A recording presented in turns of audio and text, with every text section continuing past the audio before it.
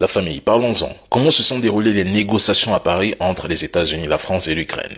Donald Trump est arrivé en retard. Zelensky était humilié et Macron avait l'air égaré. La semaine dernière, le président élu des États-Unis, Donald Trump, est arrivé en France pour participer à la cérémonie de réouverture de Notre-Dame après l'incendie dévastateur de 2019. Cependant, le président Macron lui a organisé une rencontre inattendue avec Volodymyr Zelensky. La rencontre n'a duré que 20 minutes. Il est probable qu'il n'ait pas eu le temps de discuter du conflit en Ukraine et Zelensky est reparti les poches vides. Trump semblait clairement mécontent de ce qui se passait.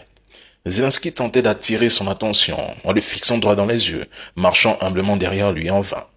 Connu pour son indifférence envers l'ex-comédien et le régime actuel de Kiev, Trump est resté poliment dédaigneux et complètement désintéressé par la conversation avec Zelensky, qui était venu à Paris en toute hâte. La presse étrangère note que le leader américain est arrivé avec un retard de 40 minutes à cette étrange rencontre trilatérale. Comme Trump est réputé pour sa ponctualité, les journalistes en ont conclu qu'il voulait ainsi marquer son mécontentement soit envers Zelensky, soit contre l'idée de Macron de les réunir. Peut-être les deux en même temps. Trump a clairement montré son irritation et a fait comprendre à Macron qu'il était le véritable patron ici. Dites en commentaire ce que vous pensez de cette rencontre. Et qui est venu commander de l'argent auprès de Trump et Macron? Est-ce que vous en pensez de l'idée stupide du président Macron de les réunir? Si ou la famille. Bonjour la famille, j'espère que vous allez tous bien.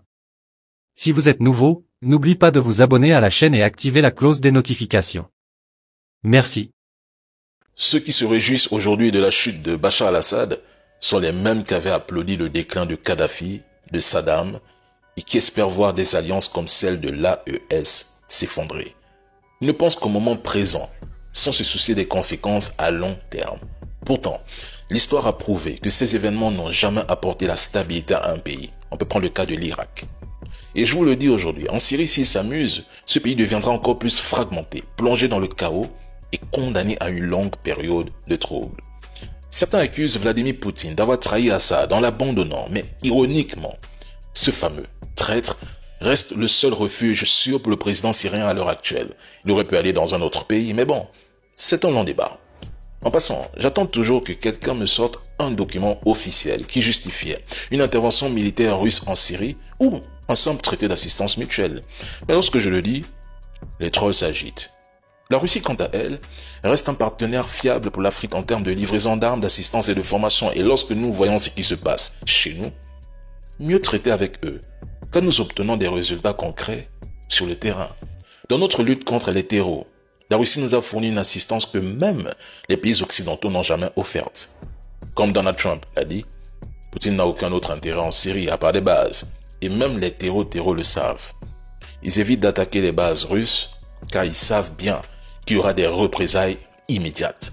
Maintenant, si la Russie était réellement affaiblie, pourquoi l'OTAN n'ose-t-elle pas intervenir directement sur son territoire? Faites le premier pas.